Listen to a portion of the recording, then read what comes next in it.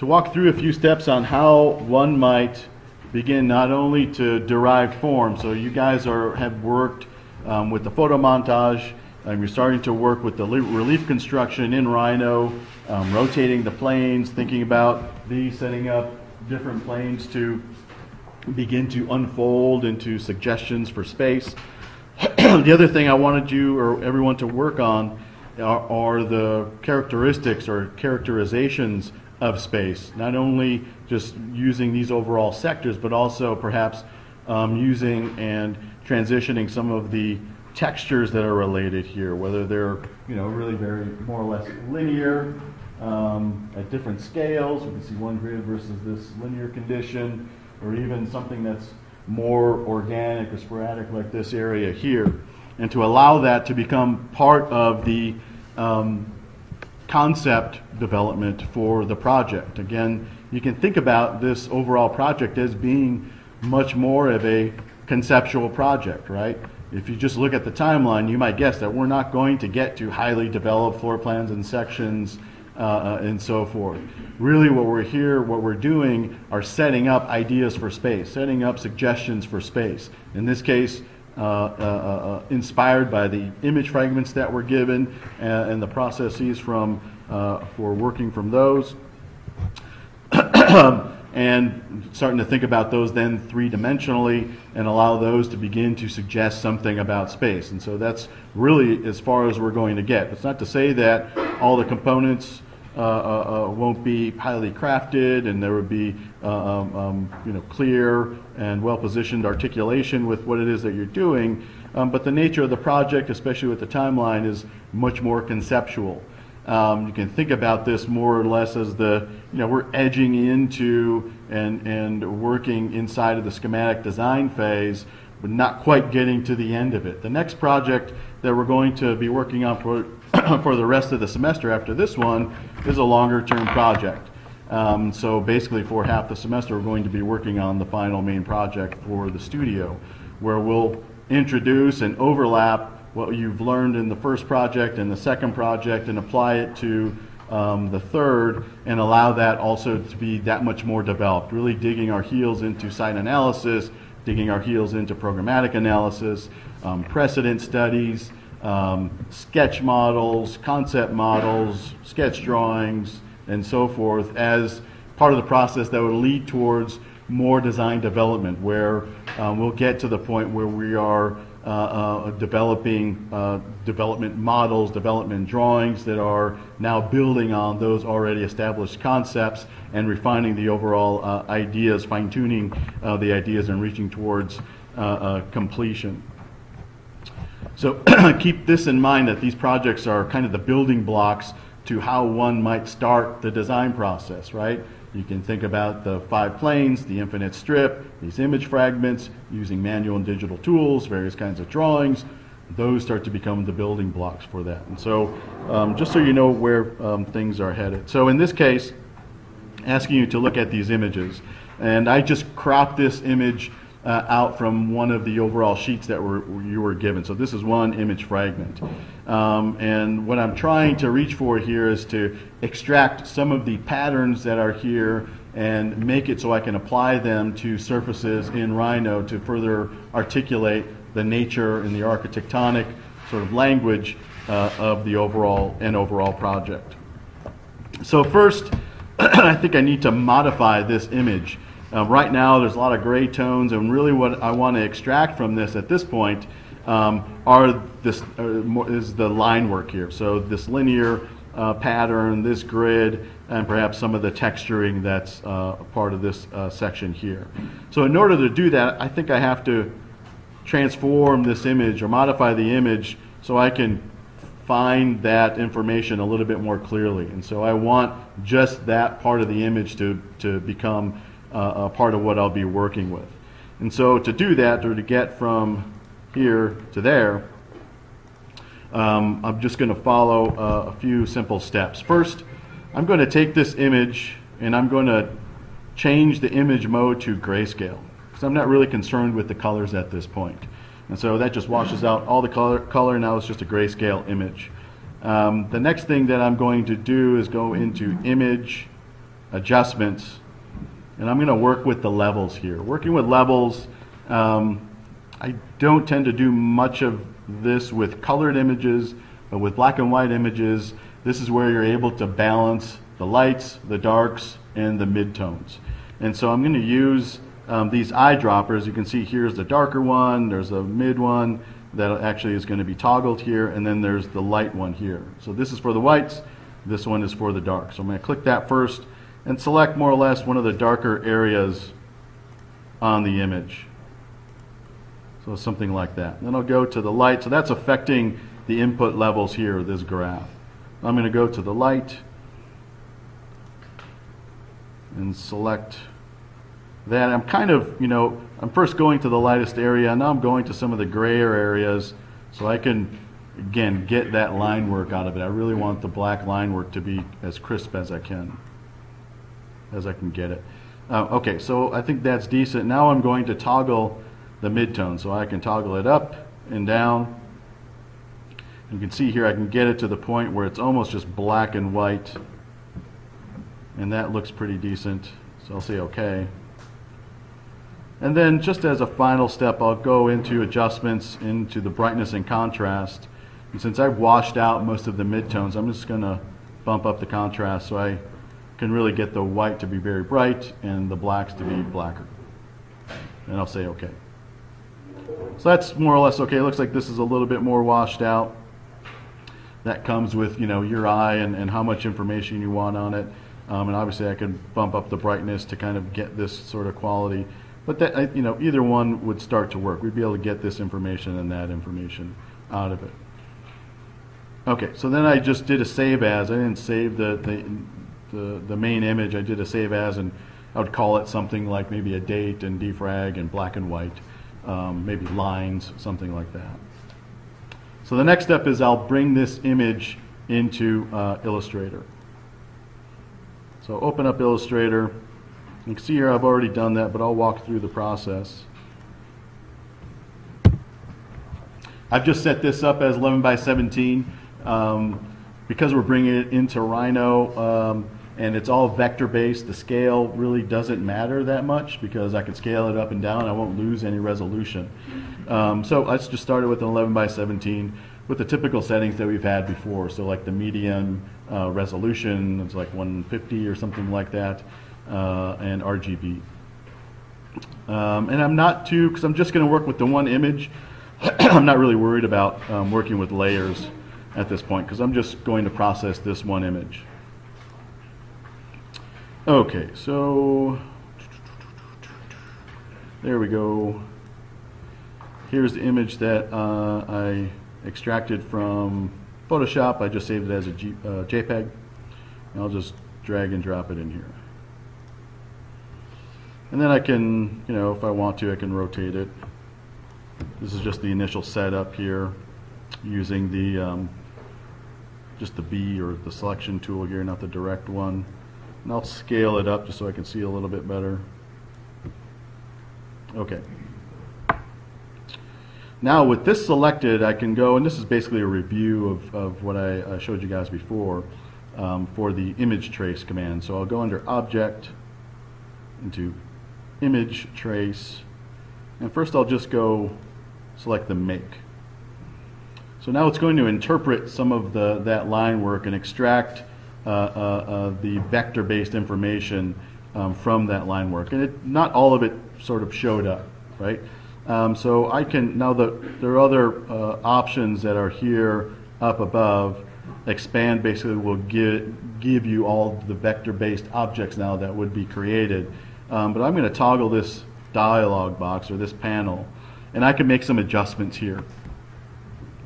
So I can toggle the noise level up or down. Usually take a little bit more time. I can bring noise all the way down, get a little bit more information back.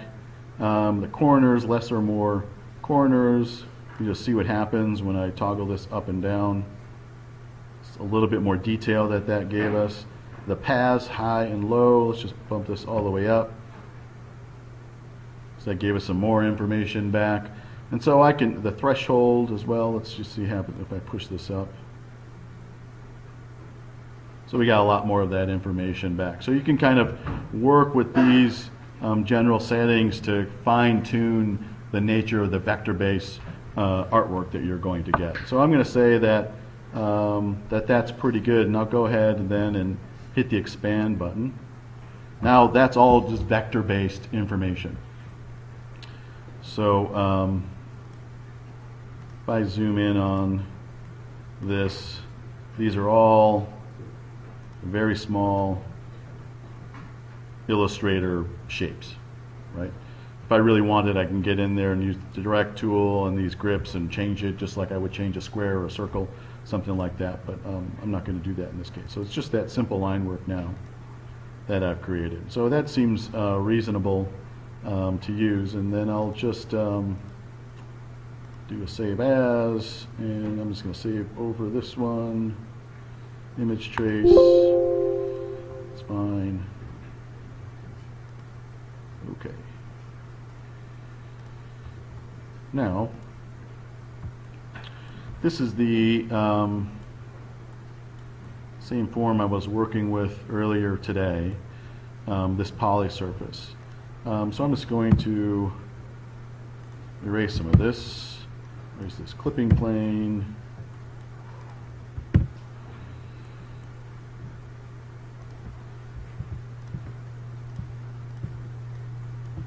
Okay. So now all I've done here, and where you're looking at these fragments, these are basically the unrolled surfaces from this polysurface object. So again, just as a review, into surface, unroll, developable surface. In this case, because I know that there's some twisted objects here, and I may want one pattern to be on one surface versus the other. It's not that complex of an overall form. I'll go ahead and let this be exploded, so I'll just toggle that. You could also give it labels. I don't think we'll need that with this simple of a form, but basically what that would do is assign labels to each one of those pieces and align that with the original form itself. So, but I don't think I need that for this. So I'll just then hit enter, and there I have all of the pieces to create that object. Now keep in mind, and this is why it gets a little bit tricky, is that this double curved, this twisted surface, now it's relying on the fact that I can do that with whatever material that I'm deciding to make as a model, you know. So if I'm going to cut this out as a model, these are the twisted ones, those twisted panels. I have to rely on the fact that I can twist that actual material. So you have to keep that in mind. I don't believe it's distorted in this case. Otherwise it wouldn't let me unroll it.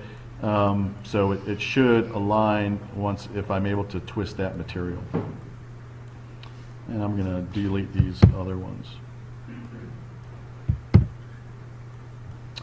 Okay, so that's basically what I'm looking for. I wanted all these objects. So here's a little big 2D object. I'm going to go into my top view. This is from something, an image from something else. You don't have to worry about that.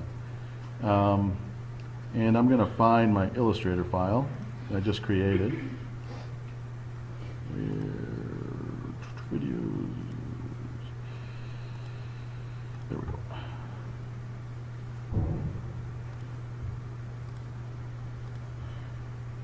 Okay, so here are the vectors I just created to defrag down here. Image trace. And I'm just going to drag and drop it into Rhino. And similar to an image, it's going to ask me to open the file, insert the file, import the file, or attach the file. I'm going to select the insert file. And these defaults are fine. It'll be embedded. You could also embed it and link it. I don't need to do that. I could just link it if I wanted to. It'll be inserted as a group, so everything will be grouped together, which is fine. I could have it be individual objects. In this case, I don't want to do that.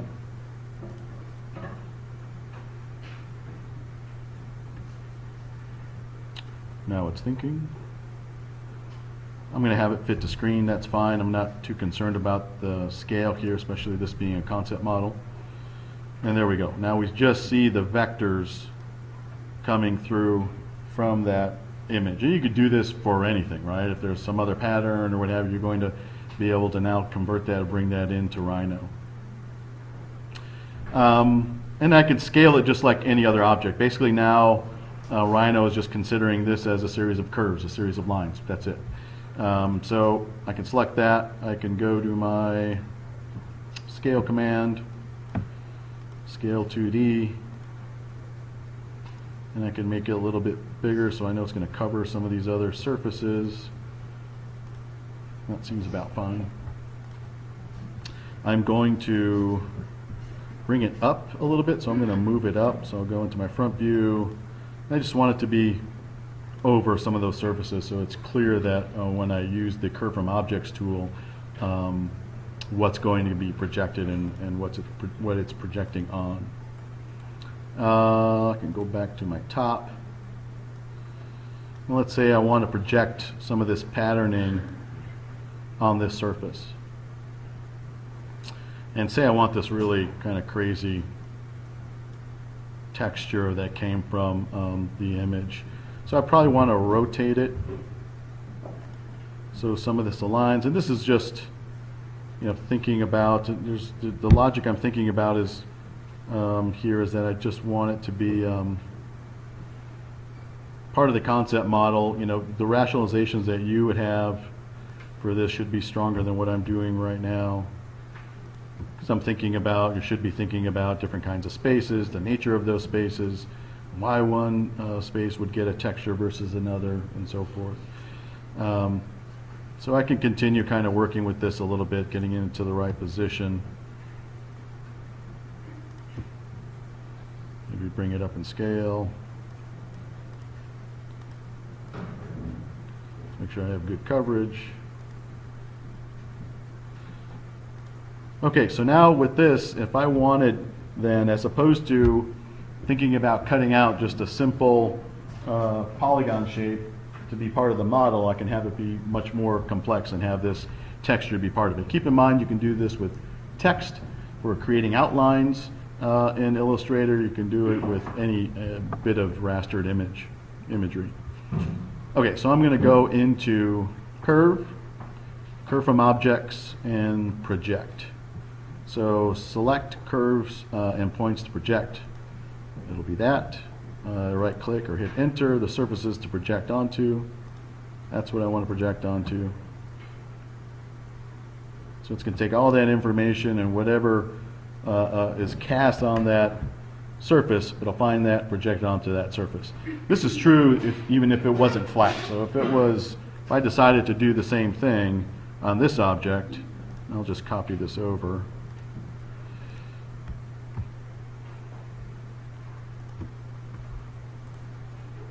And go through the same command, Curve from Objects, Project. I want to project. Oops, still selected. Project onto this.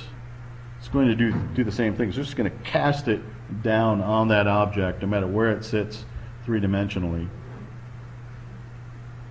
Has to think about it a little bit more.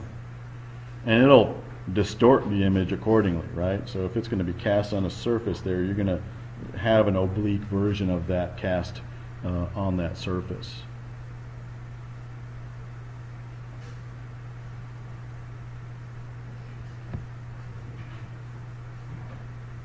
Looks like Rhino is enjoying this one.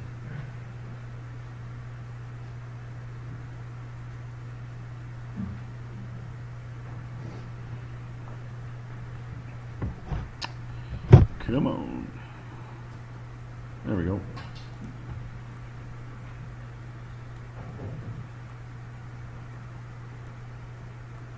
So we can see how that already starts to present some interesting, in some instances, peculiar mappings. And I'm just going to group that. Should have done the same thing with this other one. Once I was done casting, I should have grouped it right away because they're individual objects. So I'll just do that, select everything, deselect the surface with Control click, and then I'll just group that. Okay, so you know that when you bring in information into AutoCAD for laser cutting, that basically you're looking for the line work, right? And so the surface isn't going to do it for us here. So I'm going to need to get some information from that, some line information from that surface. And I'm going to use a different Curve from Objects tool. So I'll go down to Curve from Objects, and I'm just going to select then Silhouette. So it's just going to give me the outline of that surface. Now I have that. Now those are individual lines, so I'm going to go ahead and join those right away. So now it's a closed polyline. And then I will right-click, or I'm sorry, hold my Shift key down. So the perimeter is selected. I want to also select the texture, and I'm going to move it to the side, or I could also just copy it if I was worried about doing something else with it. So now I have just the line work here, right? I have the perimeter, which would obviously be your perimeter cut for the laser cutter, and this could either be an etch on that surface, or it could also be interior cuts. So all of those could be some organic idea for a window wall, right? There's nothing saying that windows have to be necessarily rectilinear and so forth. We could have these kind of very organic, very expressive notions for how light might come through a surface. It might be a perforation pattern for a material skin, in which case I would cut it out. It could be any number of things. So this then, I would select both of these, file, export selected, and I would export it as a DWG or a DXF, and then bring that into AutoCAD and go through the same routine of setting it up with the template file that you guys are familiar with from the base model. So making sure you're using that template layers and assigning the layers appropriately, making sure it's aligned appropriately with the board that's going to be sitting on. One thing that Jay did mention to me was a couple things. They prefer to have their layouts be landscape. I think when I showed you the demo from 123D Make, they're all portraits, they're all going up. So Jay or someone else that was working there had to rotate them all. So if we could do that in AutoCAD or whatever tool you're using beforehand, that'll be really helpful. The other thing is to run what's called an Overkill command in AutoCAD. And you just type in Overkill as one word. What that will do is it'll remove any redundant lines. So if whatever process that you're working with, if you have a line over a line, that means to the laser cutter it's going to go over that area twice. And so you don't want that. It's going to take more time. You want to eliminate some of those kinds of errors. So if you run the Overkill command, select everything that you're going to be cutting, it'll take those lines out. And so that's another step that everyone should take before taking it over to the laser cutter. Does that make sense? Is that pretty clear, guys? Any questions about any of this or anything else about Rhino or Photoshop or Illustrator?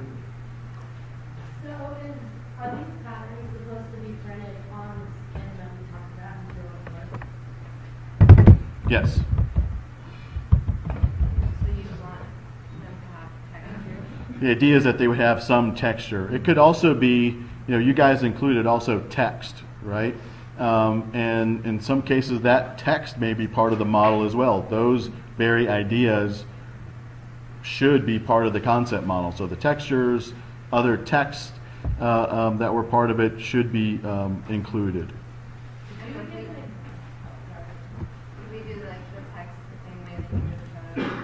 I'll show you quickly again. Let's see, Tech Tool.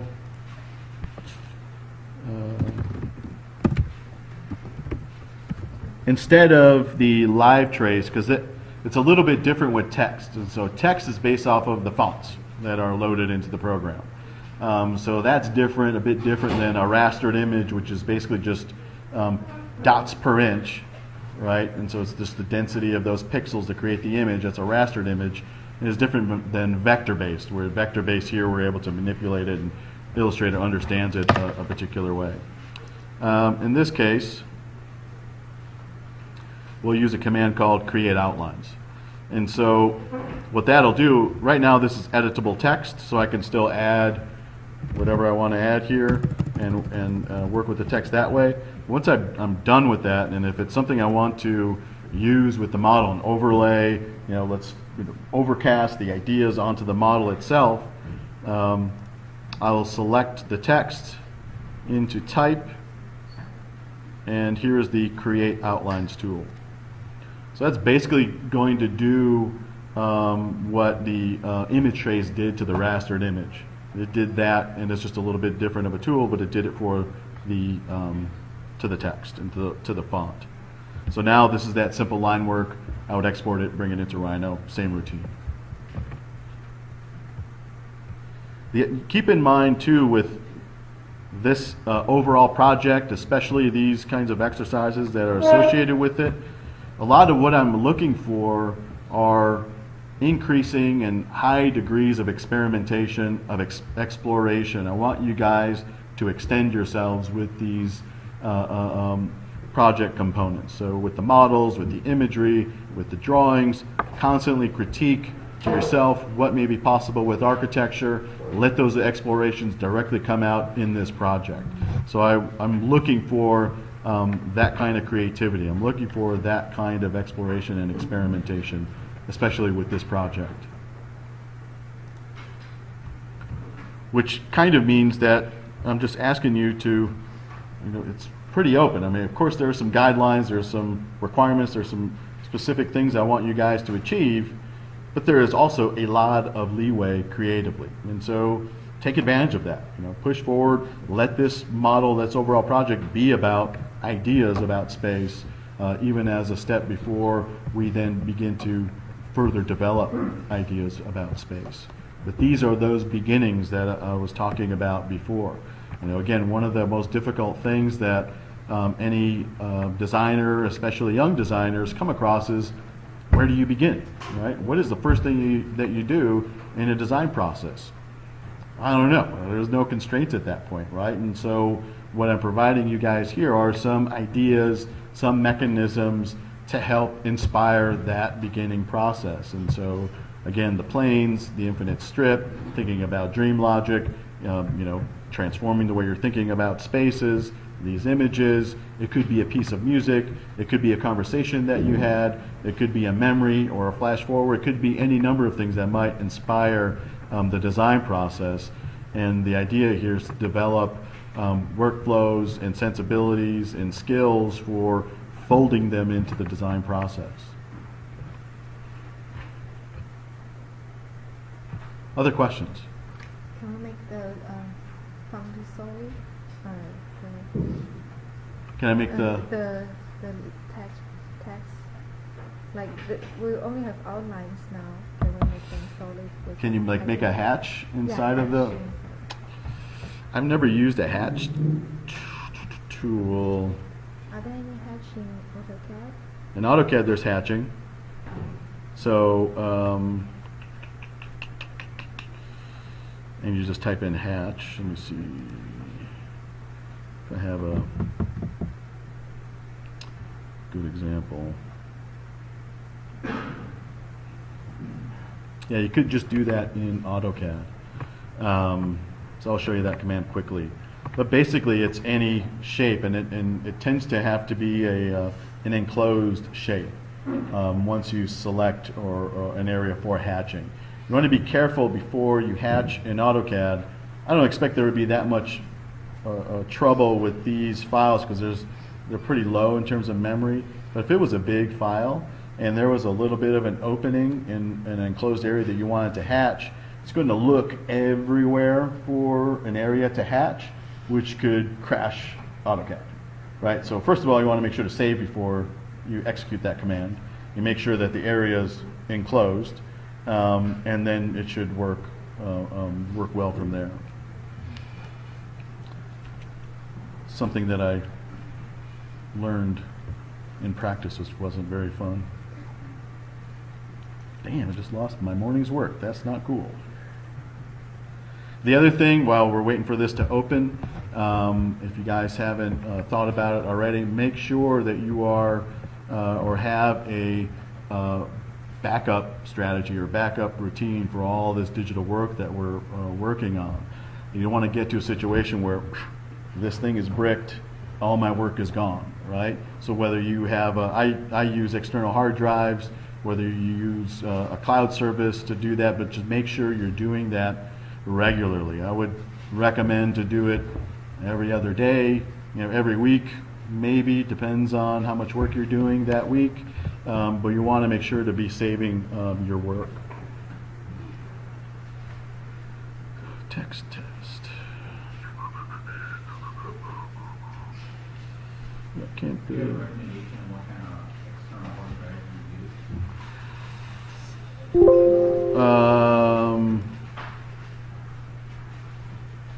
me see here. I can tell you what I use. I use Western Digital. I don't know, I've had good luck with them. I dropped one and it broke, but that, I dropped it. It was my fault. Didn't survive that. But I have two of them. I have one here at the office and then one at home. And I try to back up as regularly as I can. I use stuff out of here.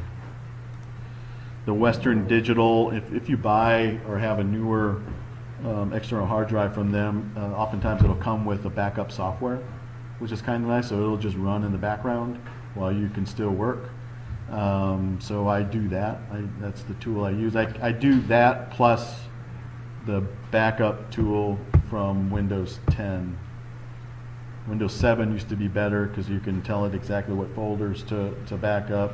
Windows 8 got rid of that, and Windows 10 it looks like it kind of came back. So it backs up like other general stuff like your videos and things I don't care about. Usually I have my project folder somewhere else. That's all I really want to back up. So I'm able to do that as well. So I do both. If you really want to do it, you can also back up or develop a backup of your, basically a system image. It takes a little bit longer, but then if this thing, explodes or whatever, craps out, then you can basically flash that system image onto a different computer and get all your files and your software potentially back as well. But if none of that works, I'm not liable. Okay.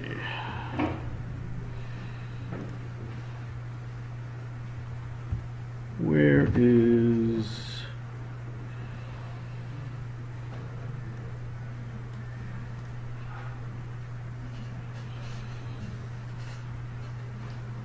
my command line?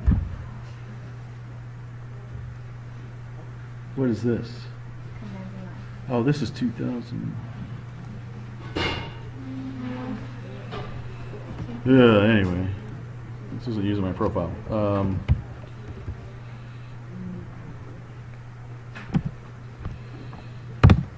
Usually there should be a tab toggle at the base here to go in between model space and paper space. But the command is tile mode. Okay, hatching. This is a hatched area. This is a site I used to use for second year.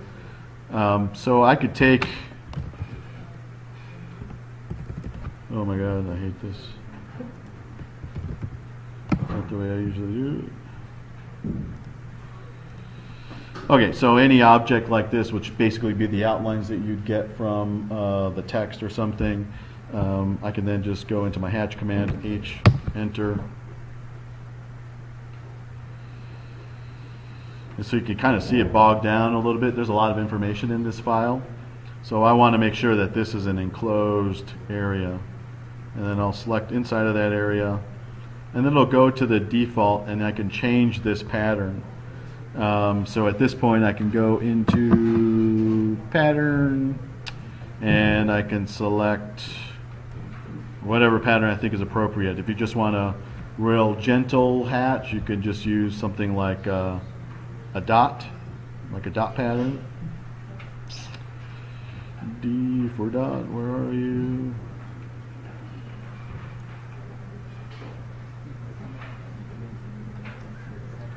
Doors and windows.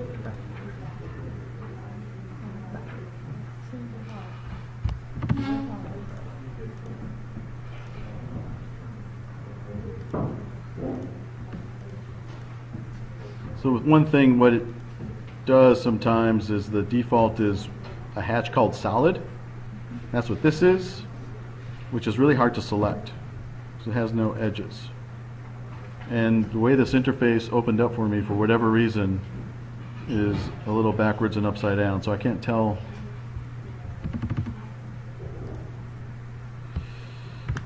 Let me just try to erase that. What is going on here? Okay, so now I have that selected, and automatically it'll give me other options for this hatch so I can change it. And so I can change it to a sand pattern. Right now it's probably because of the scale that I'm not seeing it. And now it's just frozen. This is why you want to save before you do hatching. It's because the scale is so tiny, I think. But I would be able to toggle the scale right here and bump it up to get whatever I wanted it to be. So it looks like it's dot, but look, you can see how this is sand.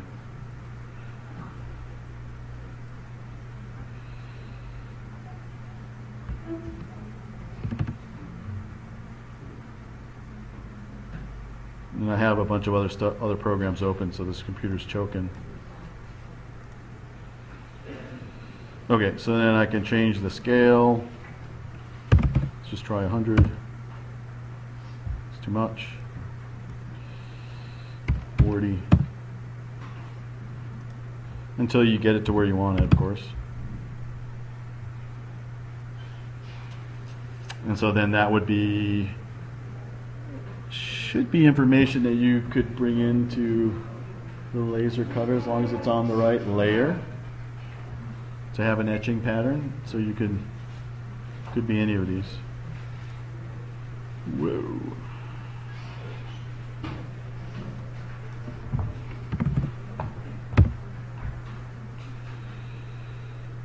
That's a weird one.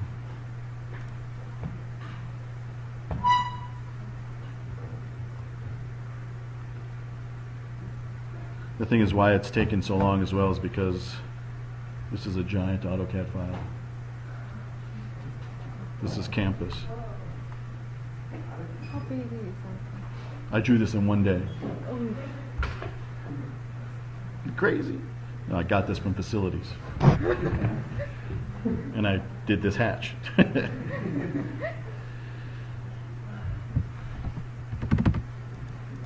Anyway, you get the idea. Working through some of these different patterns.